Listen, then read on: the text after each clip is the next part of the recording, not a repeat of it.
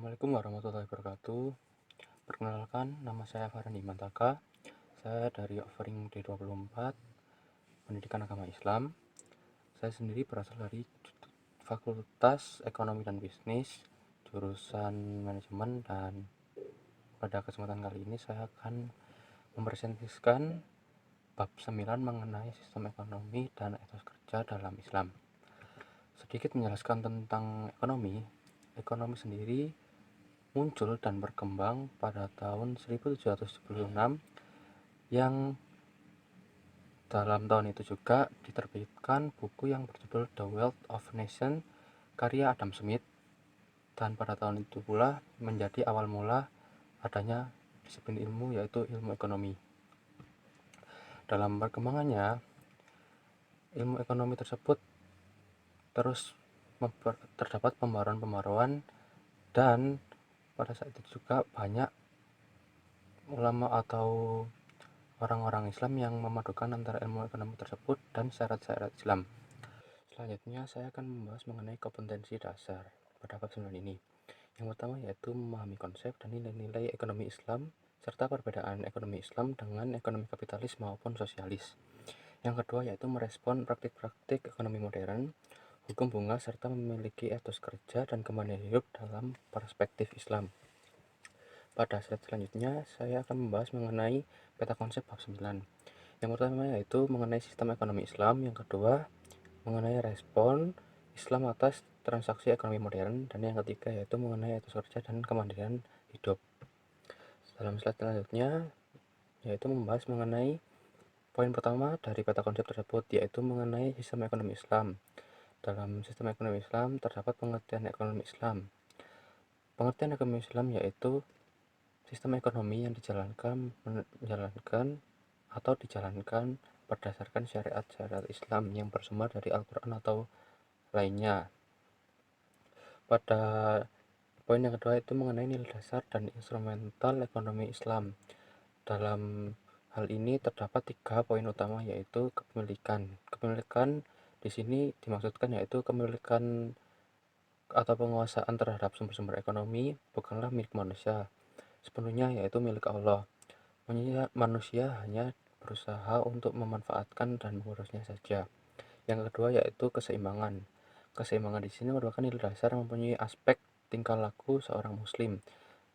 Hal ini dapat terwujud apabila muslim tersebut menjalankan sistem ekonomi berdasarkan kesederhanaan, hemat, dan menjauhi pemborosan. Yang ketiga yaitu mengenai keadilan. Keadilan di sini dapat diartikan yaitu orang tersebut dapat bijaksana dan mengalokasikan hasil ekonomi yang didapatkan kepada orang-orang yang membutuhkan, yaitu misalkan zakat, infak, ataupun sedekah. Dalam pengertian yang ketiga yaitu mengenai perbedaan sistem ekonomi Islam dengan ekonomi kapitalis maupun sosialis. Jika dipandang dari prinsip utamanya, sistem ekonomi semuanya itu sama, yaitu ingin memperoleh keuntungan semaksimal mungkin dengan modal seminimal mungkin.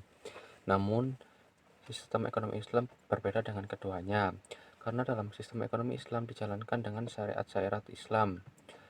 Syariat yang disebutkan yaitu ekonomi Islam menetapkan perdagangan serta penentuan yang baik dan yang tidak baik, ataupun yang boleh atau bisa diartikan tidak boleh ditransaksikan. Dalam slide yang selanjutnya yaitu mengenai respon Islam atas transaksi modern. Dalam transaksi modern ini terbagi menjadi 2 hal, yaitu e-commerce dan bunga bank. Dalam pandangan Islam, jual beli tersebut diperbolehkan melalui e-commerce atau online market, asalkan dalam jual beli tersebut mempunyai rukun atau syarat yang harus dipenuhi agar sah. Menurut pendapat mayoritas utama, jual beli ada 3 rukunnya, yaitu yang pertama orang yang bertransaksi berakal sehat. Yang kedua yaitu terdapat ijab dan qabul.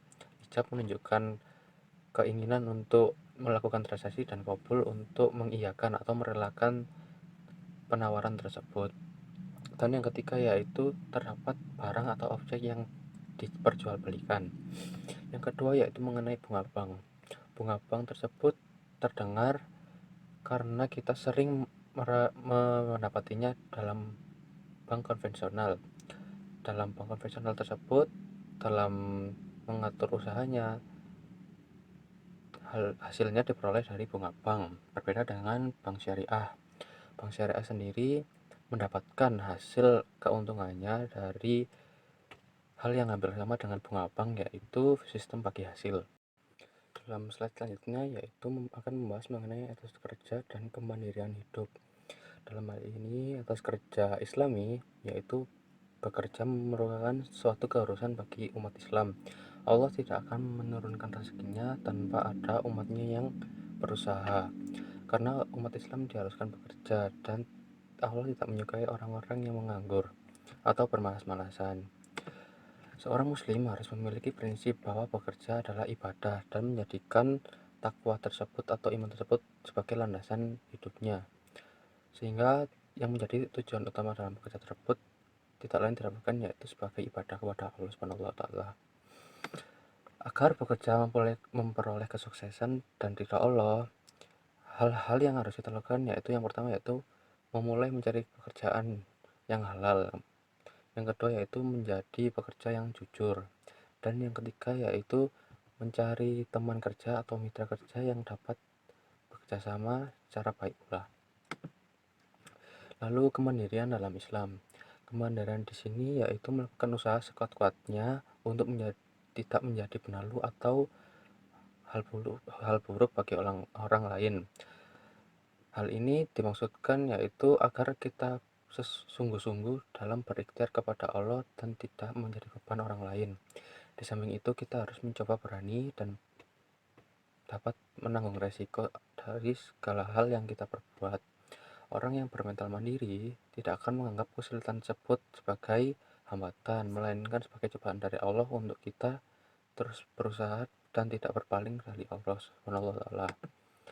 Pada slide selanjutnya yaitu kesimpulan. Dalam pembahasan yang dibahas pada bab 9 ini dapat disimpulkan bahwa ekonomi Islam serta perkembangan ekonomi modern yang dapat dilihat dari sudut pandang ekonomi Islam serta etos kerja dan kemandirian tersebut dapat dijadikan satu kesatuan, yaitu kita sebagai seorang muslim haruslah mandiri dan memiliki etos kerja yang baik yang kita dasarkan dengan Allah Subhanahu wa taala sebagai ibadah, agar kegiatan pekerjaan kita dapat dinilaikan sebagai pahala, dan juga kegiatan ekonomi yang kita jalankan juga menjadi baik pula, karena hal tersebut merupakan hal yang dimimpikan oleh semua orang tanpa adanya hambatan sama sekali. Serta dari sini saya juga dapat memiliki wawasan baru mengenai sistem e-commerce maupun bunga bank yang dalam Islam tersebut masih menjadi polemik, karena dalam e-commerce tersebut sudah diperbolehkan dalam artian harus terdapat 3 syarat tersebut. Sedangkan dalam bunga bank tersebut tidak diperbolehkan karena dalam bunga bank tersebut terdapat riba, dan lebih baik kita mengalihkan pandangan kepada bank syariah yang menamainkan atau memaksudkan bunga bank tersebut sebagai sistem bagi hasil. Sekian presentasi yang dapat saya sampaikan pada kesempatan kali ini. Mohon maaf jika terdapat salah kata maupun ketidaksanggupan saya untuk menjawab. Wassalamualaikum warahmatullahi wabarakatuh.